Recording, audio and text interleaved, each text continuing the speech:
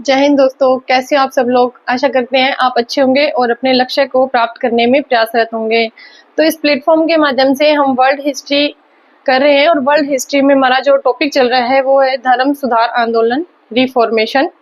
जैसा कि पिछली क्लास में हमने पढ़ा, इसका धर्म सुधार आंदोलन हुआ तो वो क्यों हुआ और जर्मनी में ही क्यों हुआ, और Martin Luther, John Wycliffe, John हंस के बारे में हमने पढ़ा।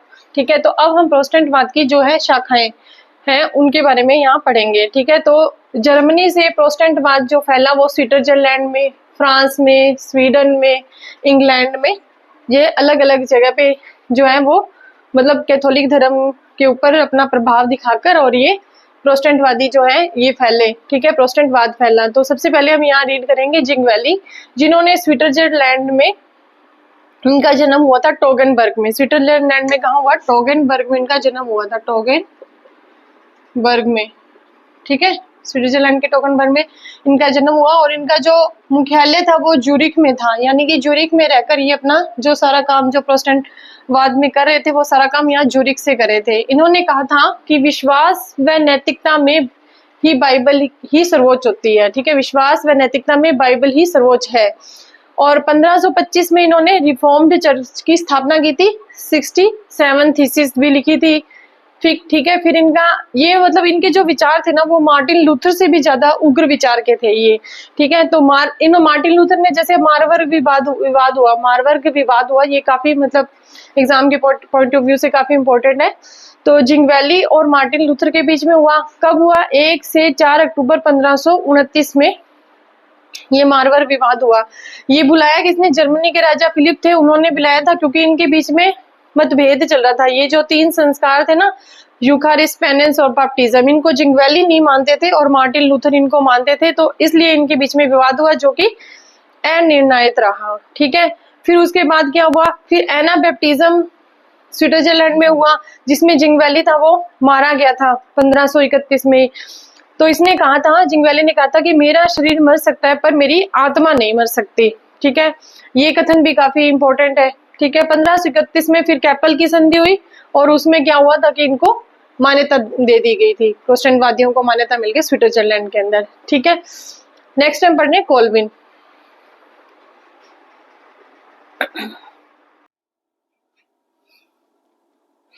तो नेक्स्ट हम पढ़ रहे हैं कोलविन के बारे में। कोलविन जो थे वो कहाँ के थे? फ्रांस के रहने वाले थे, लेकिन फ्रांस में क्या है, इनको निष्कासित कर दिया, तब ये स्विट्जरलैंड में आ गए थे। ठीक है, इनको कोलविनवाद कहते हैं। और जिंगवेली के अधूरे कार्य को किसने पूरा किया था?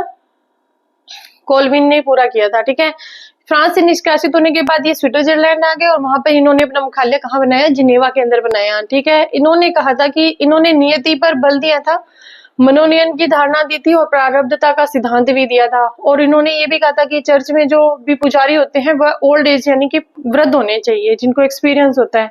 कोलविनवाद को व्यापारी वर्ग जो थे वो ज्यादा मानते थे। ठीक है, इनकी बुक थी इंस्टीट्यूट ऑफ क्रिश्चियन रिलीजन। ठीक है, ये इंपॉर्टेंट है, इंस्टीट्यूट ऑफ क्रिश्चियन रिलीजन। ठीक है, इसके बाद है कि मार्टिन जो लूथर थे, ठीक है, लूथरवाद से ज्यादा कोलविनवाद को ज्यादा मान्यता थी। ठीक है, लूथरवाद या जिसको हम कहते हैं प्रोटेस्टेंटवाद कहते हैं, प्रोटेस्टेंटवाद से ज्यादा जो मान्यता थी वो किसकी थी? कोलविनवाद की थी। लोग इसको ज्यादा मानते थे, कोलविनवाद को, इसका प्रभाव ज्यादा था। अच्छा, प्रोटेस्टेंटवाद की हम शाखाएं पढ़ रहे हैं जिनमें कोलविनवाद का प्रसार हम यहाँ पढ़ रहे हैं कि कोलविनवाद का प्रसार फ्रांस में हुआ और स्कॉटलैंड में हुआ।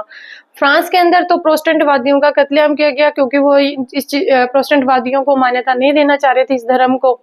ठीक है, तो इसे रोकने के लिए हेनरी IV ने क्या किया कि वहां पर नांत के अध्यादेश जारी किए। ठीक है, और उसके बाद में प्रोटेस्टेंटवादियों को और कैथोलिकों को दोनों को ही जो बेसिक सुविधाएं थी वो दी जाने लगी, इसलिए इसको धर्म सहिष्णु आदेश भी कहते हैं। और उसके बाद बार्थोलोमेव में हत्याकांड भी पहले जो हुआ 1572 में हुआ। ये एक संत थे और ये प्रोटेस्टेंटवादियों को कत्लेआम जो था रात के अंधेरे में वो किया गया था 1572 में। ठीक है, उसके बाद स्कॉटलैंड में हुआ, तो स्कॉटलैंड में जॉन नॉक्स थे, इन्होंने जो था कोलविनवाद का प्रसार किया था तो पहले क्या था कि ये स्कॉटलैंड में अपना काम कर रहे थे, लेकिन वहां पे इनका विरोध हो रहा था, इनकी बातों को कोई मान नहीं रहा था, तो फिर ये लंदन चले गए। लेकिन कॉल्विन इनको वापस वहां स्कॉटलैंड में लेकर आए और फिर इन्होंने वहां पर प्रेस्बिटेरियन चर्च की स्थापना की। ठीक है, इसके साथ इन्होंने हैमिल्टन और विशहर्ट ने भी इसे आगे बढ़ाया था और हैमिल्टन को इसमें जिंदा जला दिया गया था। ठीक है, हैमिल्टन को जिंदा जला दिया गया था।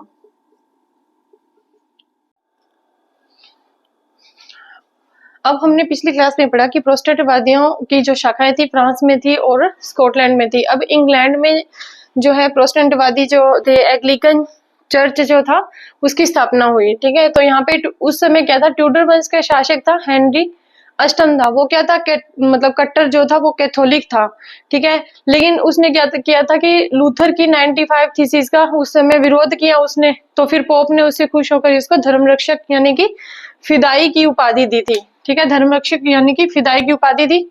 ठीक है, उसके बाद इसकी जो पत्नी थी कैथरीन जो थी वो आध्यात्मिक थी, पर उसकी कोई क्या नहीं थी, संतान नहीं थी, तो वो कैथरीन से पीछे छुड़ाना चाहता था, उसको तलाक देना चाहता था। फिर हेनरी ने कैथरीन को छोड़कर एना बोलीन उसकी सेविका थी उससे विवाह करना चाह रहा था वो। ठीक है, पर ऐसा वो नहीं कर सकता था क्योंकि कैथरीन जो थी वो स्पेन की क्या थी, राजकुमारी थी, और जो उस समय जो पोप था उस पर स्पेन के राजा यानी कि स्पेन का उसके ऊपर प्रभाव था। ठीक है, और हेनरी ने पोप से अनुमति मांगी, फिर उसको पोप से अनुमति नहीं मिली क्योंकि पोप तो पहले से ही राजा के स्पेन के राजा के दबाव में था। ठीक है, तो फिर 1534 में उसने क्या किया, अपनी संसद के अंदर एक्ट ऑफ सुपरमेसी पास किया। ठीक है, और अब उसने अपने एक नए चर्च की स्थापना कैंटरबरी टेल्स में कर ली थी, एंग्लिकन चर्च बना लिया और उसका मुखिया वो खुद बन गया था। और अब उसने एना बोलीन से शादी कर ली।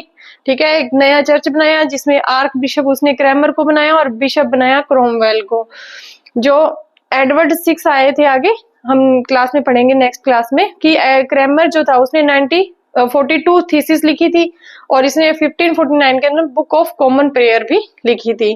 ठीक है, तो ये हमारा जो प्रोटेस्टेंटवादियों की जो शाखाएं थी, कहाँ कहाँ उन्होंने अपने धर्म का प्रसार किया, वो हमने आज रीड की। नेक्स्ट क्लास में हम ये इंग्लैंड के जो आगे के जो शासक हुए उनके बारे में और प्रति धर्म सुधार आंदोलन है उसके बारे में पढ़ेंगे। तब तक के लिए जय हिंद दोस्तों।